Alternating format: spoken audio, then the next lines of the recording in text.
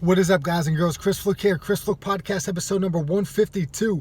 Today, this episode, we're going to call this one Meaningful Daily Interactions. And the idea behind this episode basically came from a conversation we had at the gym last week. You know, I've got parents coming in, right? They coach sports. You know, whether it's 6U, 6 and under, 8 and under, 10 and under. I have middle school athletes coming in. I got high school kids, you know, angry at their coach. Their team stinks. Everybody's at each other's, everybody's short on patience. They're ready to kind of snap at the drop of a hat here. And, people are starting to lose their cool. So how do we do this? How do we bring that back in? How do we recreate this team atmosphere, this camaraderie, this social cohesion that's needed in order for teams to thrive and succeed in the second half of the year? One way is going to be meaningful daily interactions.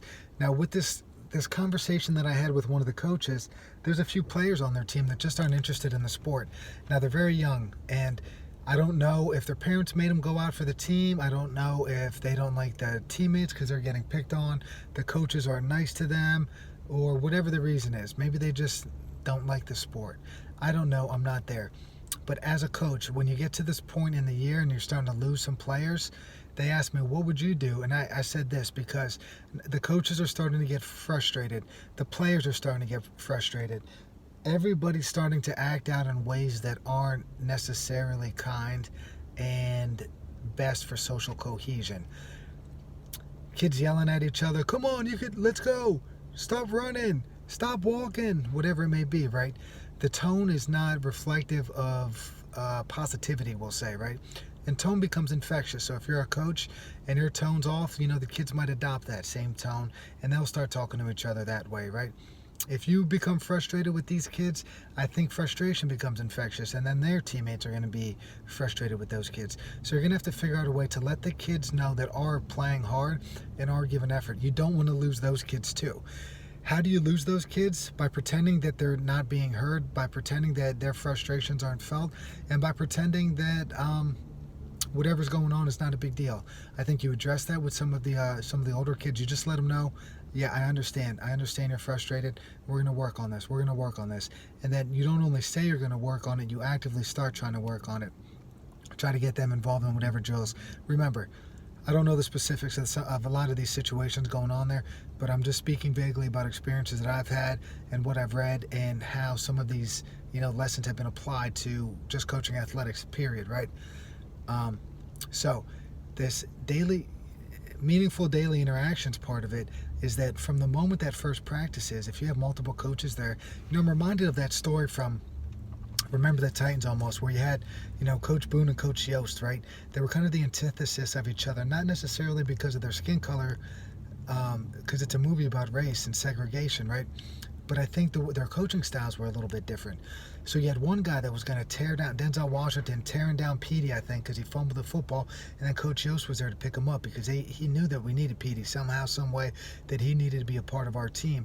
And we needed him to play at a high level. So you almost have this good cop, bad cop situation. So if you have multiple coaches on the side, on the team, you need somebody to be like that glue person, right? Where you got some coaches that will coach the top end players. But then what about the bottom end players? Who's working with them? Who's talking to them?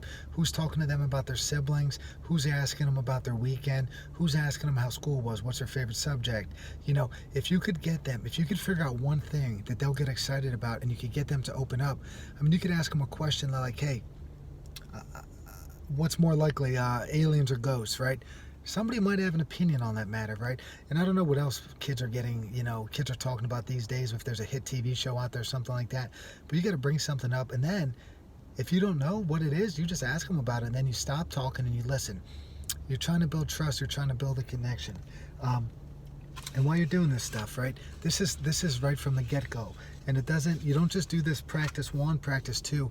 These meaningful daily interactions need to occur throughout the entire season. Now, as I was preparing for this one, I came across this quote from the NFL coach, Mike Sherman. He said, demand the truth, tell the truth, live the truth. If there is no truth, there's no trust. If there is no trust, there is no relationship. If there is no relationship, there's no value or substance to what you are doing. So you got to be truthful with everything that you do. Your intentions have to be felt. Your intentions have to be felt as if they're being honest. You're not just trying to talk to them for some other random reason. You have to generally show that you care. All right. It's that old adage, people don't care what you know until they know that you care. So you got to build trust. How do you do that? With being truthful. And then from there, we have the relationship is being built. And if you don't have that relationship, you're not going to be able to motivate them. So you got to build a connection with everybody. Different coaches are going to have to wear different hats. Some people are going to be communicating with the parents on issues. Some are going to be doing the skills and drills during the practice. Some are going to be working with the bottom part of the roster there to try to get them to be a little bit better and to achieve more. So the answer to this, how do you get these kids motivated to do stuff, right? At this point in the year, we're a little bit behind the 8 ball. So what do we have to do? We have to change our approach. Whatever we're doing is not working. Losing patience, getting frustrated, all that stuff is not going to be the answer. This is youth sports. We have to make this enjoyable for everybody, right? And patience is not just, allowing things to occur. Patience is how we behave when we wait. You can't just say, I'm being patient, and you're looking at them all sassy while they're trying to work it out, right? It's how you behave when you wait. That stuff matters. Your tone matters. Your body language matters. Your inflection of your voice matters. All of this stuff matters. I feel like I just went on this random rambling event here about trying to build a connection, but I think what it comes down to is being truthful in your delivery.